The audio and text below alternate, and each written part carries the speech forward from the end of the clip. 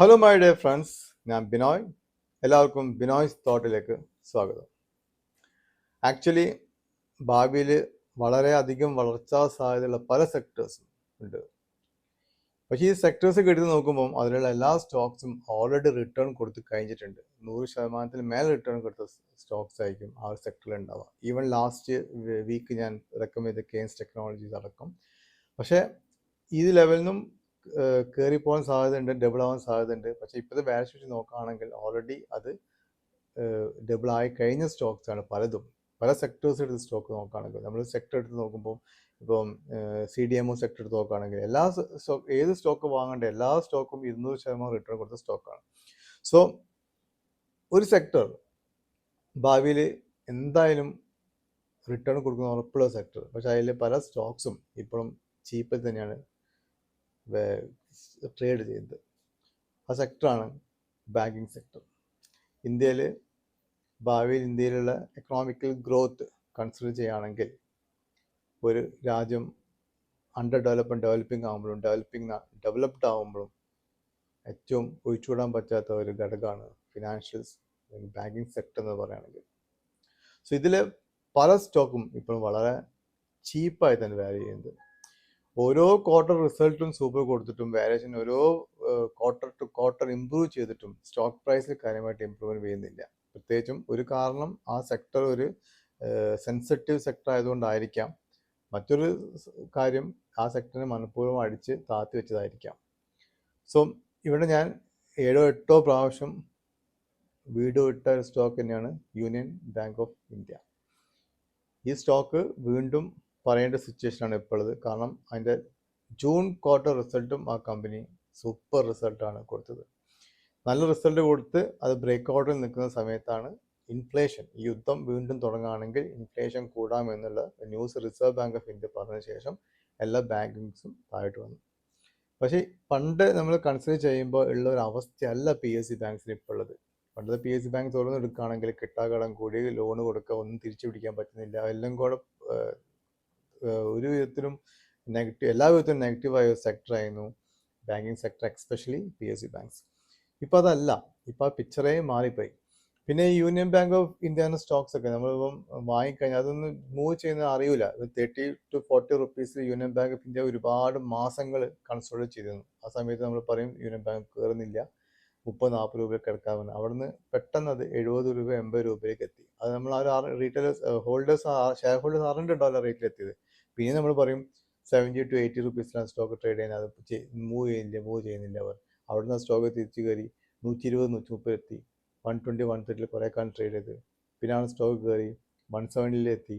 അവിടുന്ന് കുറച്ച് നേരം കൺസിഡർ ചെയ്തതിന് പിന്നെ വീണ്ടും 203 വരെ പോയി.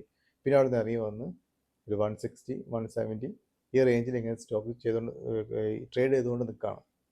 നമ്മൾ കയറുന്ന അറിയുന്നില്ല. വിത്തിൻ 4 ഇയേഴ്സിനുള്ളിൽ 30 രൂപ സ്റ്റോക്ക് ഇപ്പം 160 ട്രേഡ് ചെയ്തിട്ടും നമ്മൾ പറഞ്ഞ സ്റ്റോക്ക് കയറിയിട്ടില്ല. ആ സ്റ്റോക്ക് നമ്മൾ അറിയുന്നില്ല എന്ന് മാത്രമേ ഉള്ളൂ. പക്ഷേ അത് ലോങ് ടേം ഇൻവെസ്റ്റേഴ്സിന് ഒരുപാട് റിട്ടേൺ കൊടുത്ത സ്റ്റോക്കാണ് യൂണിയൻ ബാങ്ക്. 2023 നോക്കുകയാണെങ്കിൽ നിയർ അബൌട്ട് 400% റിട്ടേൺ ഓൾറെഡി കൊടുത്തു കഴിഞ്ഞ സ്റ്റോക്കാണ് യൂണിയൻ ബാങ്ക് ഓഫ് ഇന്ത്യ. ഇപ്പോഴത്തെ ഓരോ റിസൾട്ട് വരുമ്പം ആ സ്റ്റോക്കിന് വാല്യുവേഷൻസ് കൂടി വരികയാണ് ചെയ്യുന്നത്.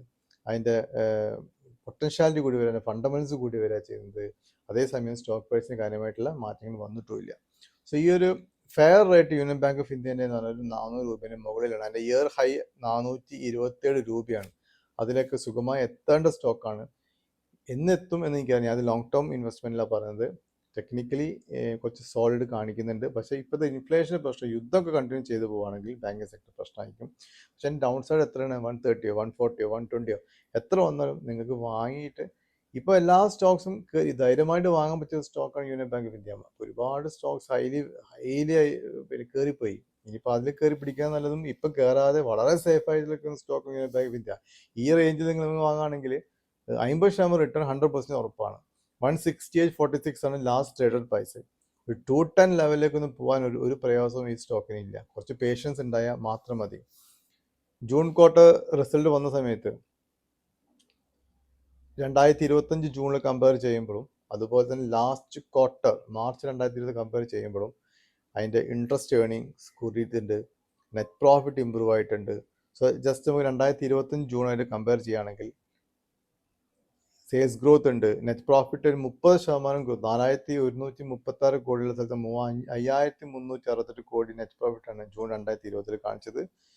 പ്രൊവിഷൻസ് 1667 കോടിയുള്ളത് നല്ല രീതിയിൽ കുറച്ചത് 973 ക്രോസിലേക്ക് താത്തി കൊണ്ടുവന്നിട്ടുണ്ട്. നെറ്റ് NPA 0.62 ഉള്ളത് 0.47 ആയി കുറച്ച് കൊണ്ടുവന്നിട്ടുണ്ട്. EPS ഗ്രോത്ത് 23.62 ഉള്ളത് 25.45 ആയിട്ടുണ്ട്. നെറ്റ് പ്രോഫിറ്റ് മാർജിൻ 16.52 ഉള്ളത് 17.58 ആയിട്ടുണ്ട്. നെറ്റ് ഇൻട്രസ്റ്റ് ഇൻകം 10% കൂടി 10,037 ക്രോസ് ആയിട്ടുണ്ട് ജൂൺ 2026. സോ ഒരു വിധത്തിൽ നോക്കിയാലും ഒരു നെഗറ്റീവ് റിസൾട്ട് അല്ല, പോസിറ്റീവ് റിസൾട്ട്. ആക്ച്വലി റിസൾട്ടിന്റെ ബേസിൽ തന്നെ അത് റീസെന്റ് പോയ ഹൈ ആയി 204 കട്ട് ചെയ്ത് 220, 240 ലെവലിലേക്ക് പോകേണ്ട സിറ്റുവേഷൻ നിൽക്കുമ്പോഴാണ് ഈ ഒരു യുദ്ധം വീണ്ടും തുടങ്ങിയതും RBI ഇൻഫ്ലേഷൻ റിപ്പോർട്ട് ചെയ്തു.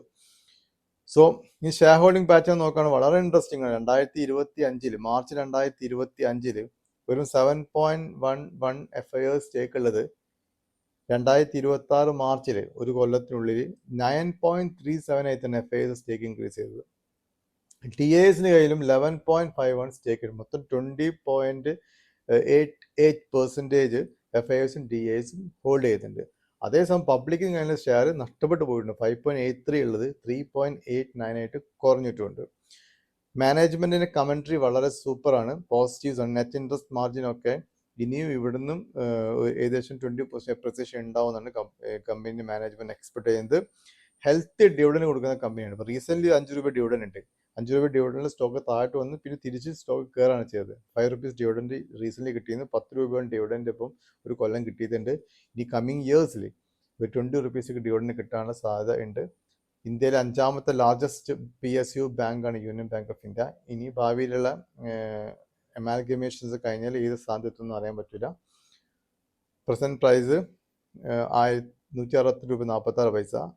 ഒരു 210 ഫസ്റ്റ് ആകുക. ടെക്നിക്കലി 210 ബ്രേക്ക് ചെയ്ത് കഴിഞ്ഞാൽ 240, 270ലേക്ക് യൂണിയൻ ബാങ്ക് ഓഫ് ഇന്ത്യ പോവുക. ടെക്നിക്കലാണ് പറയുന്നത്. ലോങ് ടേമിലേക്ക് നിങ്ങൾ ഹോൾഡ് ചെയ്യുന്ന ഇന്ത്യയിലെ 5ാമത്തെ വലിയ ബാങ്ക് 10 രൂപ ഫേസ് വാല്യൂ ഉള്ള എല്ലാ ക്വാർട്ടറിലും, ഇപ്പോൾ റീസെന്റ് ഉള്ള ഒരു 5-8 ക്വാർട്ടറിലും പ്രോഫിറ്റ് കാണിച്ച, നല്ല രീതിയിൽ പ്രൊവിഷൻസ് കുറച്ച് കൊണ്ടുവന്നു, NPA കുറച്ച് കൊണ്ടുവന്നു, നെറ്റ് പ്രോഫിറ്റ് കൂട്ടിക്കൊണ്ടുവരുന്ന super company Union Bank of India.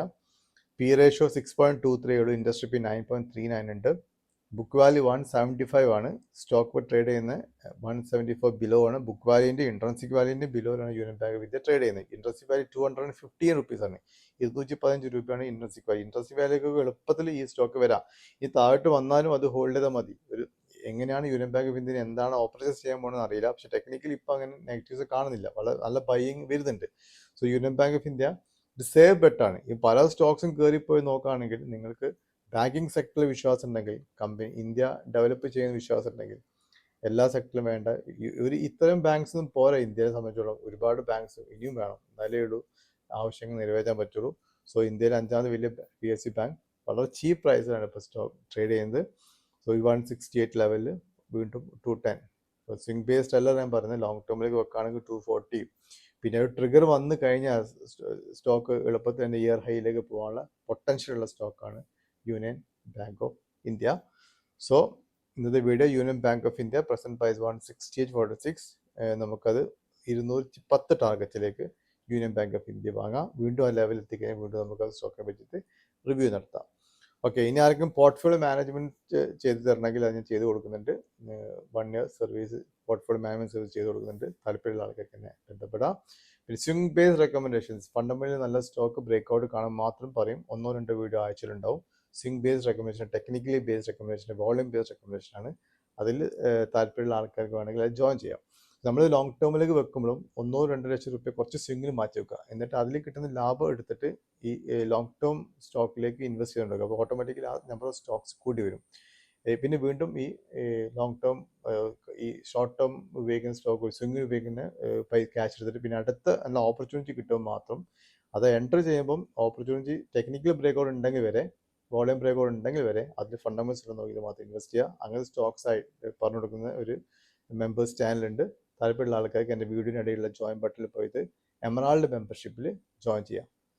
So ഞാൻ ആസ് യൂഷ്വൽ ഞാനൊരു SEBI രജിസ്റ്റേർഡ് അനലിസ്റ്റ് അല്ല.